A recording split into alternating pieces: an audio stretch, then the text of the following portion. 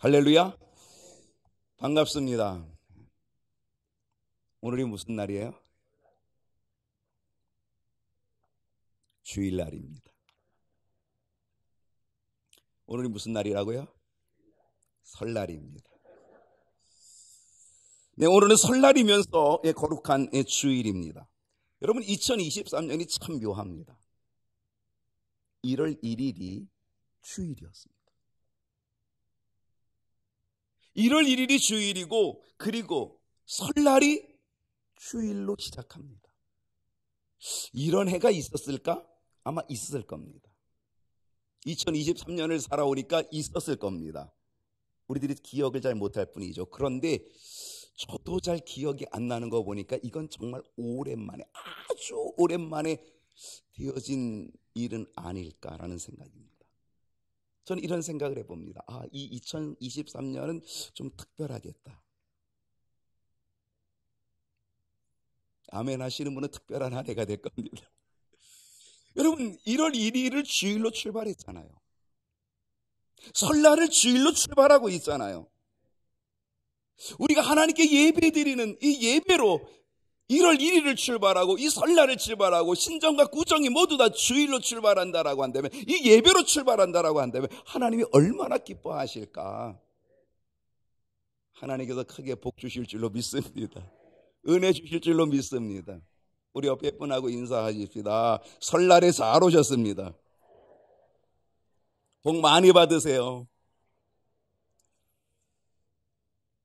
설날의 이 주일에, 설날인 이 주일에 주님 앞에 나와 예배드리는 여러분, 하나님께서 크신 은혜와 복으로 이 한 해 함께하여 주시기를 주님의 이름으로 축원합니다. 설날 주일인 오늘 함께 나눌 말씀의 제목은 새롭게 다음 세대입니다. 경인교회 7대 핵심 가치 중에 오늘 네 번째 시간입니다. 오늘 맞추려고 한 게 아니라 그냥 순서대로 하는 겁니다. 설날이기 때문은 아니고요. 다음 세대. 여러분이 아마 설교 제목을 주보를 통하여 보면서 오늘 목사님이 어떤 말씀을 주실까 아마 대단히 궁금해 하시는 분들이 있었는지 모르겠습니다. 다음 세대, 무슨 메시지가 있을까? 오늘 이야기의 시작은 센츄리와 제너레이션으로 시작하려고 합니다.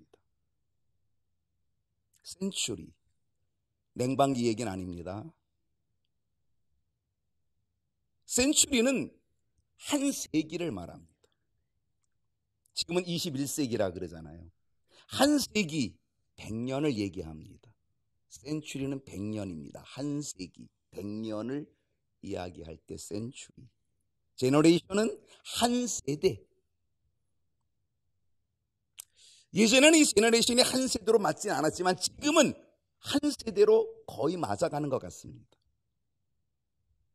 센츄리라고 하면 이 센츄리는 100년인데 지금 100년의 삶을 우리가 살고 있습니다. 100세 시대라고 얘기합니다. 우리는 그 100년의 1세기, 한 세기를 살아가는 우리들이 그 한 세기 속에는 세 제너레이션이 있다는 것입니다. 30년, 30년, 30년. 이 제너레이션 세 개가 있다는 거죠. 30세가 되면 뭐 합니까? 주로 결혼합니다. 60세가 되면 뭐 합니까? 그 자녀가 결혼을 하기 시작합니다. 그리고 90세가 되면 어떻게 되는 거예요? 그러면 이 세상을 떠납니다. 우리는 그렇게 3등분의 삶을 살아가고 있다라고 하는 거죠.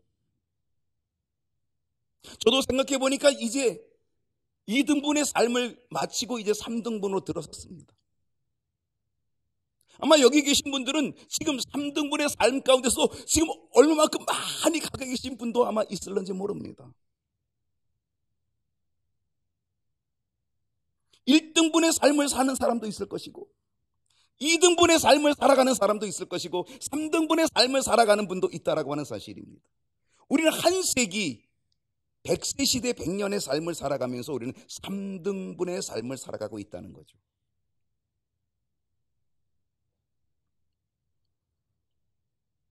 우리나라 1970년대의 평균 수명이 얼마나 될까요?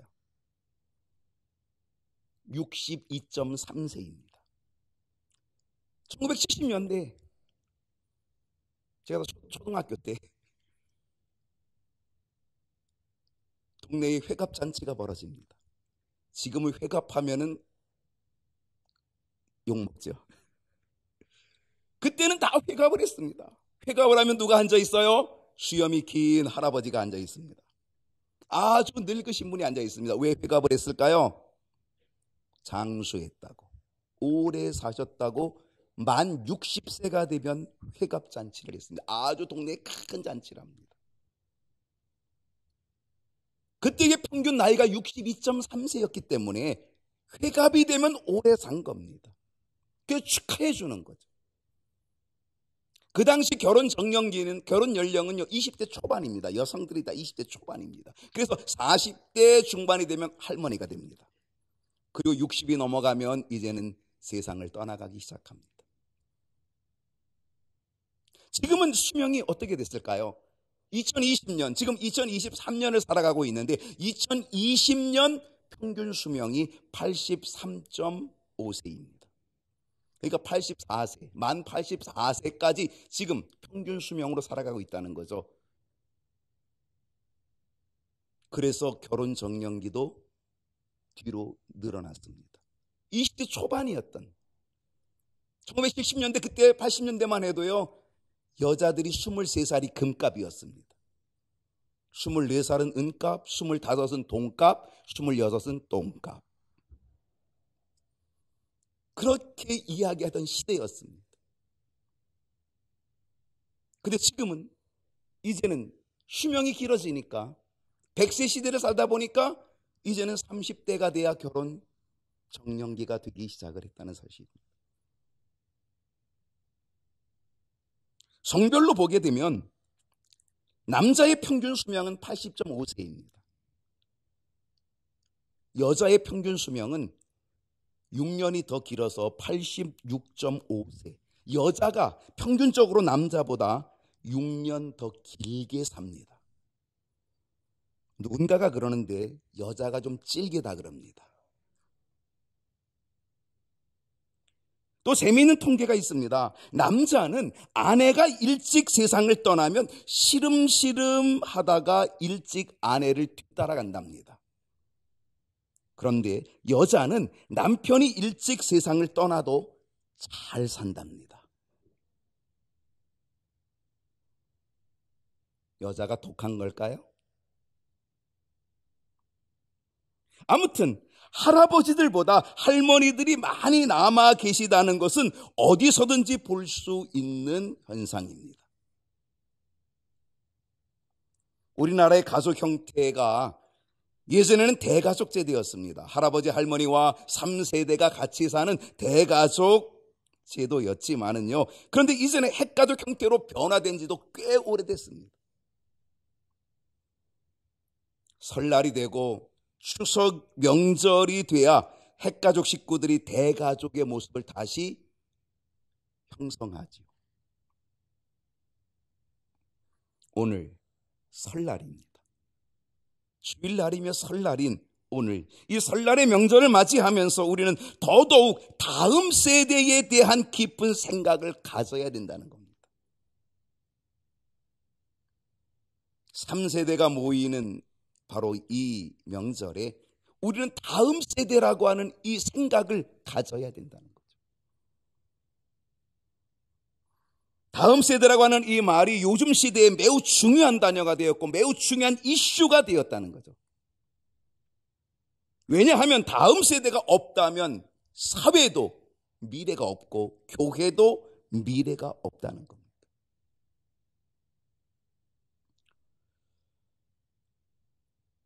요즘 다음 세대가 중요한 이슈가 되고 중요한 단어가 되는 이유가 뭘까?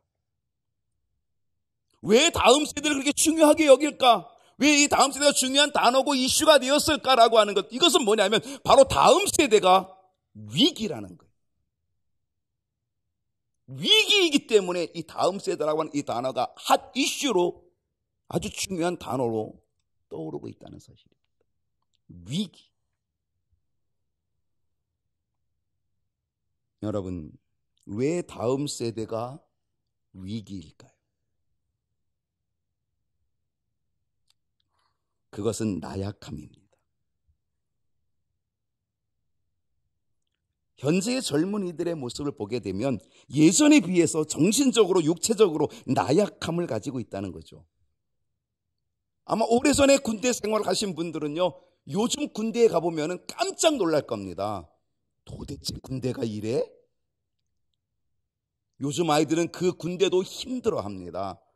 그런데 예전에 군대 생활하신 분은 요즘 군대 가면 이야, 이렇게 군대가 변했어? 이게 군대야? 이건 당나라 군대 아니야? 이렇게 생각할 정도로 변했다는 거죠. 민주화, 인권이라고 하는 이름 하에 좋은 점도 있지만 군대의 정신적, 육체적인 나약함은 아주 현저하게 나타나고 있다는 거죠. 요즘 군인들은 아마 집합이라는 단어를, 그 의미를 모를 수도 있습니다. 예전에 군대 생활하신 분들은 집합이라고 하는 이 단어가 얼마나 무서운 단어인지를 잘 알고 있습니다. 명령이 하달됩니다. 오늘 집합 있대.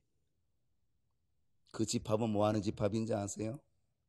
줄받다 맞는 집합입니다. 고참이 명령을 내리는 거죠. 오늘 집합. 이 무서운 겁니다. 왕고가 최고 고참이 집합 이 명령이 떨어지면 그때는 다 이제는 막 사시나무 떨듯이 떨기 시작하는 겁니다.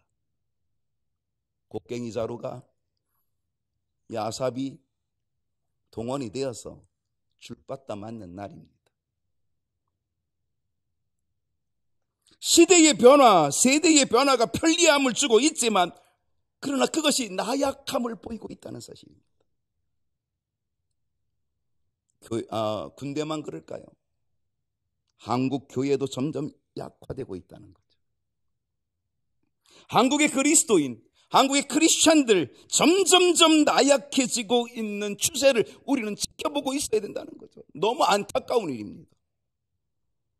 한국교회의 전성기는 1970년대와 80년대였습니다.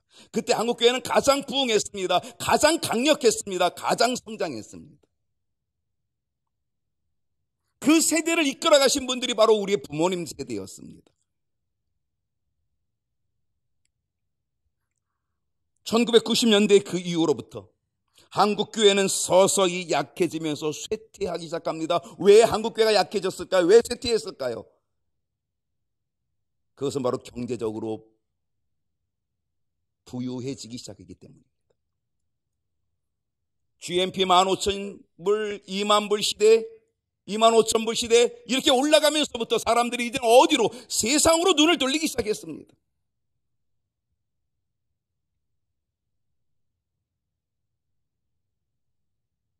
세대를 거듭할수록 신앙이 점점점 약해져 가고 있다는 사실입니다.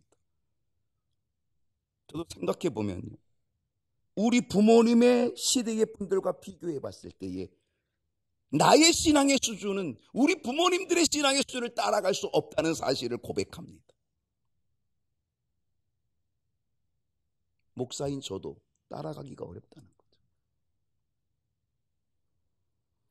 그분들의 열정과 헌신은 정말 본받을 만한 열정이었고 헌신이었다는 것입니다. 그분들의 헌신은 오직 믿음이었고 오직 예수였고 오직 교회였다는 거예요. 그러기에 자신들의 모든 걸 희생하면서 헌신했고 믿음의 삶을 지켜나갔다는 거죠. 여러분, 예전에 교회에 교육비라는 게 어디 있습니까?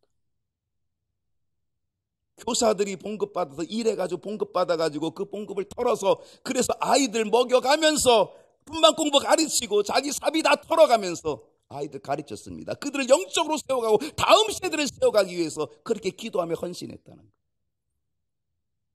여름 성경학교가 열리면 어떻겠습니까? 1년에 딱 한 번밖에 없는 여름 휴가를 내가지고 여름 성경학교에 투자했습니다. 아이들을 가르치는 일에, 아이들을 영적으로 세우는 일에 자기의 1년의 휴가를 거기에 투자했다는 거예요.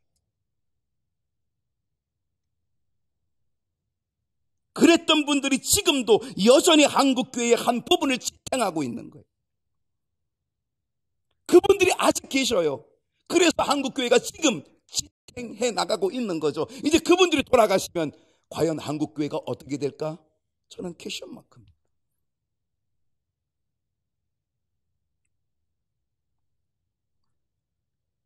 이런 생각을 해봅니다. 믿음이 유전이었으면 얼마나 좋을까?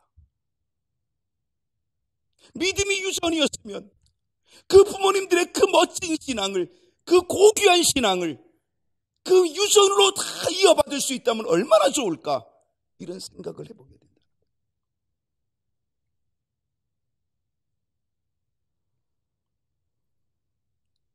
제가 어렸을 때에 이런 생각을 해본 적이 있습니다.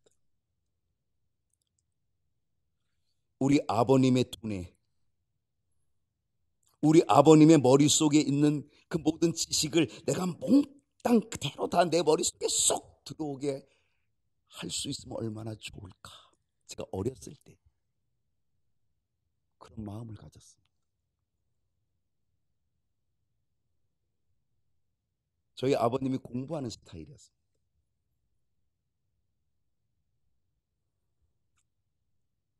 영어도 잘하셨고요, 일본어, 한문, 그 시대에도 수학도 잘하셨어요. 미술도 잘하셨고 음악도 잘하셨습니다. 처음 보는 곡도 콩나물 대가리만 있으면, 악보만 있으면 그거를 개 이름으로 해가지고 노래를 부르실 정도였습니다. 글 쓰는 글짓기도 참 잘하셨습니다. 우리나라에 설교집이 없던 1970년대에 설교집을 내신 분입니다.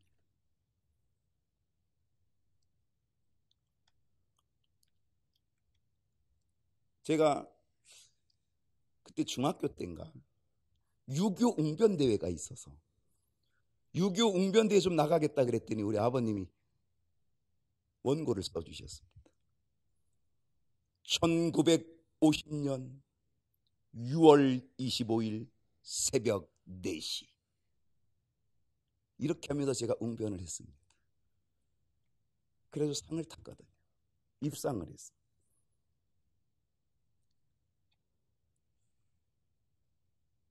아무튼 뛰어난, 아주 다능한, 그래서 어린 마음에 우리 아버님의 저 머릿속에 있는 저 지식들을 저 그대로 내 머릿속으로 쏙 들어오게 할 수는 없을까? 그런 생각을 해본 적이 있다는 거죠.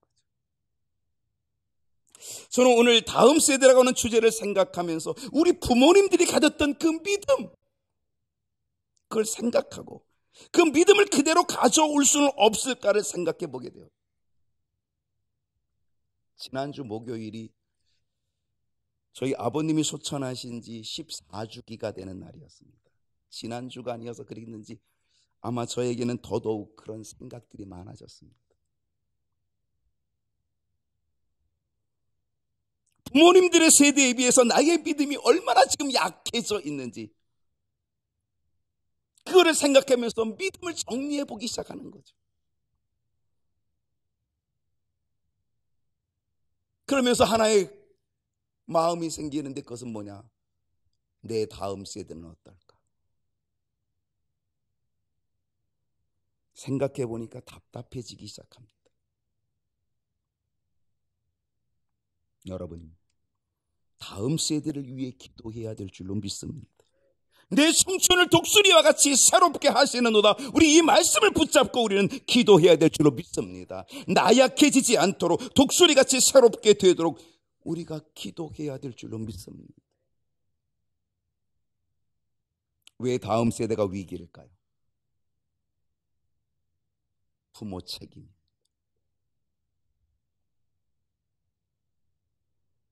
다른 말로 하면 부모들의 마인드입니다. 부모들의 마인드는 믿음이 우선순위가 아닙니다. 성공이 우선입니다. 출세가 우선입니다. 돈 많이 버는 것이 우선이고 공부가 우선입니다. 믿음이 우선이라고 말하는 부모는 그리 많지 않습니다. 성경이 우리에게 가르쳐주는 아주 분명한 것은 족보이고 계보입니다. 근데 성경의 족보와 이 계보는요, 단순한 족보, 단순한 계보가 아닙니다. 어떤 족보, 어떤 계보일까요? 그것은 바로 믿음의 족보고 믿음의 계보입니다. 마태복음 1장 1절을 보면 다 같이 한번 읽어주시겠습니까? 시작.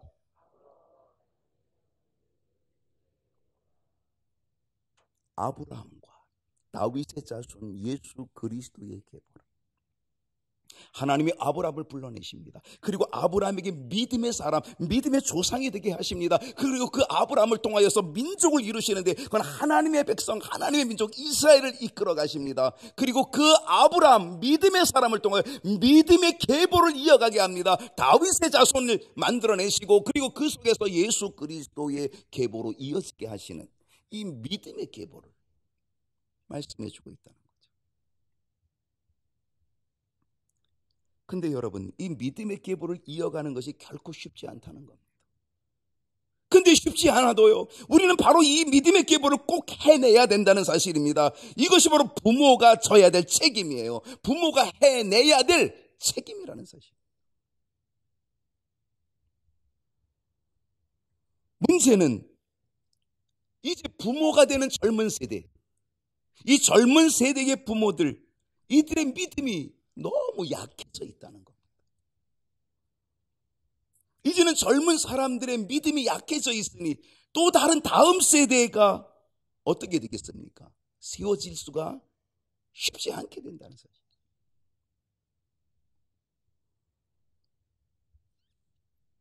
다음 세대가 서기 위해서 중요한 것은 바로 부모가 먼저 서 있어야 된다는 사실입니다. 그게 부모의 책임입니다. 우리는 성경을 읽을 때에 하나님께서 다음 세대를 세우기 위해서 얼마나 가혹하게 말씀하시는지를 우리는 살펴볼 필요가 있습니다.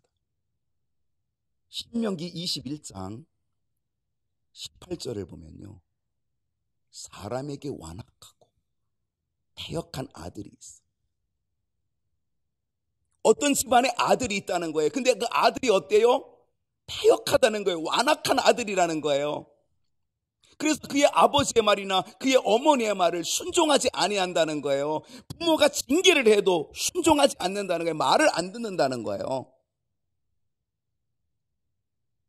그래 어떻게 하라는 거예요? 19절을 보면 그의 부모가 그를 끌고 그 완악하고 말 안 듣는 그 아이를, 그 자기 자녀를 끌고 성문에 이르러서 그 성읍 장로들에게 이제 나아가서 자기 아들에 대해서 이야기를 하는 거예요. 뭐라고 얘기하는 거예요? 20절에 보십니다. 20절에 보면 그 성읍 장로들에게 말하기를 우리의 자식은 완악합니다. 우리의 자식이 지금 패역하여서 우리 말을 듣지 않습니다. 방탕합니다. 술에 잠긴 자가 되어 있습니다. 라고 그렇게 말하면 그러면 어떻게 동네 사람들이 어떻게 한다고요? 21절에 보면 여러분들이 한번 읽어보세요. 시작.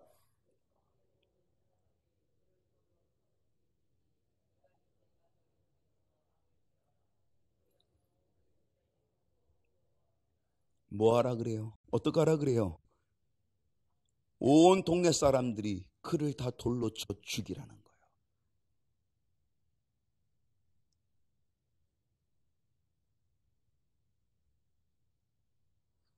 무엇을 엿봅니까?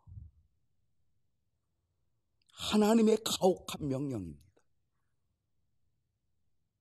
하나님의 엄중한 명령입니다.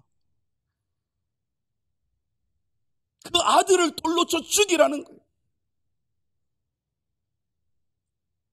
무엇을 엿봅니까? 부모의 결단입니다. 누가 자녀를 돌에 맞아 죽게 할 사람이 어디 있겠어요?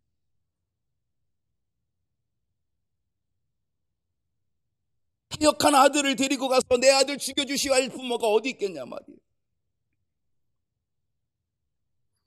그런데 하나님께서 이렇게까지 명령하신 것은요, 악을 제거하기 위하여 너희 중에서 악을 제거하라는 거예요. 그리하면 온 이스라엘이 듣고 두려워하리라.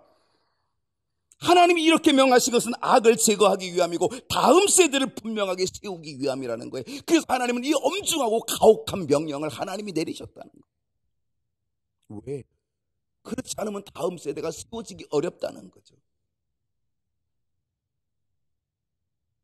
다음 세대 세우기 정말 쉽지 않습니다. 온 이스라엘이 듣고 두려워하도록 하나님께서 이렇게 말씀하셨다는 겁니다. 여러분, 이 시대에 우리 부모들이 듣고 두려워해야 할 것은 아닐까요? 이게 부모의 책임. 저는 다음 세대에서 가장 중요한 것은요, 부모라고 생각합니다. 성경을 보면 다음 세대를 잘 세워나간 부모들이 있습니다. 사무엘상 1장 28절을 보겠습니다. 그러므로 나도 그를 여호와께 드리되 그의 평생을 여호와께 드리나이다 하고 그가 거기서 여호와께 경배하니라. 누굽니까? 사무엘의 어머니 한나입니다. 한나는 기도로 사무엘이라는 아들을 얻었습니다. 그리고 그는 약속한 대로 사무엘을 하나님의 성소로 데리고 갑니다. 졌을 땐 그 어린아이를 하나님의 성소로 데리고 와서 엘리 제사장 밑에서 신앙 교육을 받게 함으로 인하여 다음 세대를 잘 세워갔다는 것. 사무엘은 이스라엘의 사사로, 이스라엘의 선지자로 활동한 지도자였습니다.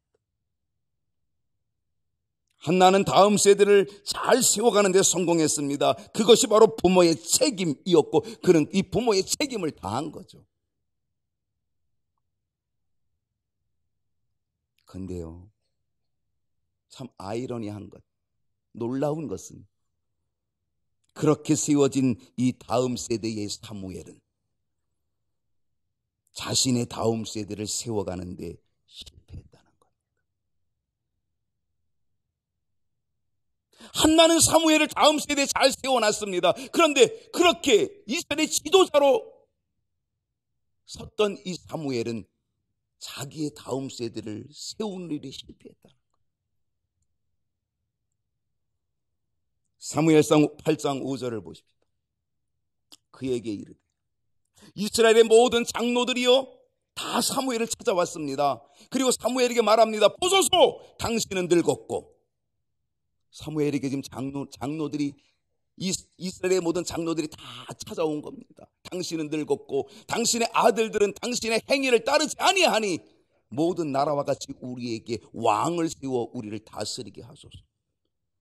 사무엘에게 왕을 요구합니다. 왕을 세워달라고 얘기합니다. 사실 이 왕을 세워달라고 요구한 것은 왜 그랬는지 아세요? 사무엘의 아들들이 사사로서의 역할을 감당하지 못했기 때문에, 뇌물의 눈이 어두워서 공평하게 하지 못하였기 때문에 온 장로들이 찾아와 가지고 사무엘에게 왕을 세워달라는 거예요. 그래서 왕정시대로 넘어갑니다. 참으로 묘한 일입니다. 한나로 인해 그의 아들 사무엘이 잘 세워졌는데 위대한 선지자 사무엘은 그의 아들 다음 세대를 세우는 일에는 성공하지 못했다는 사실. 여러분, 유다의 왕 가운데서 히스기야, 믿음의 왕으로 유명한 히스기야를 여러분 알고 계십니까? 아수르 왕 사네립이 쳐들어와 가지고 하나님을 모욕하고 하나님의 백성을 모욕하고 항복하라고 그렇게 할 때에 히스기야는 하나님 앞에 기도합니다. 하나님 어떻게 하면 좋습니까? 그때 하나님께서 이 히스기야의 기도 속에서 이 사네립을 물리쳐 주십니다. 그리고 전쟁에서 그를 구원해 주십니다. 그 나라를 구원해 주십니다. 그는 히스기야는 기도의 사람이었습니다. 그가 병들어 죽게 되었을 때에 내 집을 정리하라, 너 이제 죽는다라고 말씀은 있었지만은 히스기야는 성전에 올라가서 하나님 앞에 기도합니다. 하나님께서 그 눈물을 보고 그 기도를 들으시고 하나님께서는 히스기야의 생명을 15년 연장시켜 주셨습니다. 그게 히스기야 왕입니다.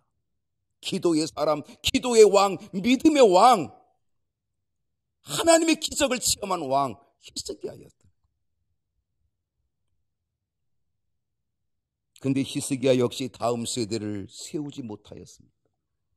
그의 아들은 므낫세입니다. 므낫세가 그 아들 므낫세가 왕이 되어가지고 이 므낫세 왕은요 악한 왕으로 유명한 우상 숭배의 왕으로 유명한 왕이 므낫세입니다.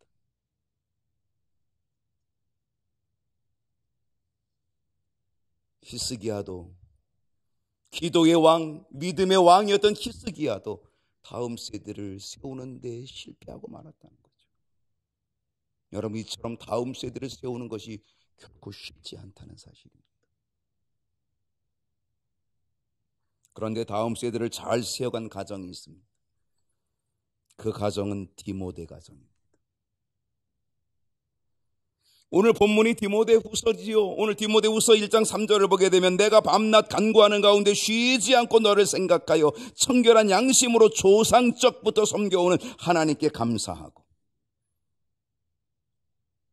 디모데후서는 바울이 디모데에게 보내는 편지였습니다. 그 편지의 내용 가운데 바울이 디모데를 생각하면서 쉬지 않고 생각하면서 감사하고 있는 감사는 그가 청결한 양심으로 사는 모습을 감사하고 그가 조상적부터 섬겨오는 그 믿음의 계보를 이어가는 것을 감사하고 있다는 거죠. 여러분, 믿음의 계보가 다음 세대에 계속 세워져 나갔다는 이 사실은 정말 놀라운 일입니다. 여러분은 믿음의 몇 대를 이어가고 계십니까? 여러분은 믿음의 계보의 몇 대입니까? 아마 여기에서 처음 예수를 믿어서 1대이신 분도 있을 거고요. 아니면 부모가 믿어서 2대이신 분도 있을 거고요. 아니면 할아버지 할머니가 믿어서 3대이신 분도 있을지 몰라요. 아니면 그 위에 증조 할아버지 할머니가 믿어서 4대이신 분도 있을지 몰라요. 저는 3대째 믿음을 가진 가정이고요. 여러분은 몇 대의 믿음의 계보를 지금 가지고 계십니까? 여러분은 그리고 몇 대의 믿음의 계보를 이어가기를 원하십니까?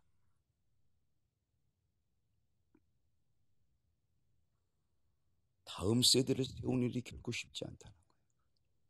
믿음의 계보를 이어가는 일이 결코 쉽지 않다는 것, 이것은 부모의 책임이라는 거죠.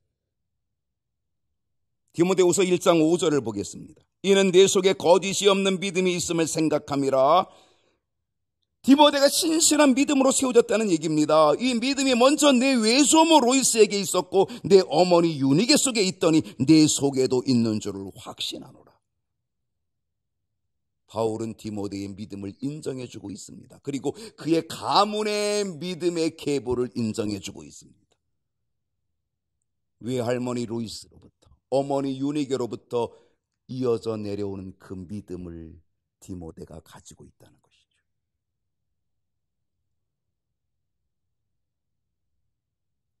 디모데는 다음 세대로 이어지는 믿음의 사람으로 세워졌다는 것입니다. 다음 세대는 누가 세워야 할까요? 부모가 세워야 합니다. 먼저 여러분이 확실하게 믿음으로 세워져야 합니다. 그래야 믿음으로 다음 세대를 세울 수 있게 된다는 사실입니다. 우리의 가정에서 다음 세대가 무너지면 다음 세대에는 희망이 없다는 거죠. 이것이 우리의 책임이라는 것입니다. 더더욱 믿음의 가정에서 다음 세대가 세워지지 못하면 더더욱 절망입니다. 믿음의 가정에서 믿음의 계보가 끝이 나면, 무너지면 그것은 절망입니다. 우리 믿는 믿음의 가정에서 반드시 다음 세대가 세워져야 그나마 희망이 있다는 것입니다. 그것이 우리들의 책임이라는 거죠. 다음 세대를 세우는 믿음의 사람, 믿음의 부모가 될 수 있기를 주님의 이름으로 축복합니다. 기도하겠습니다.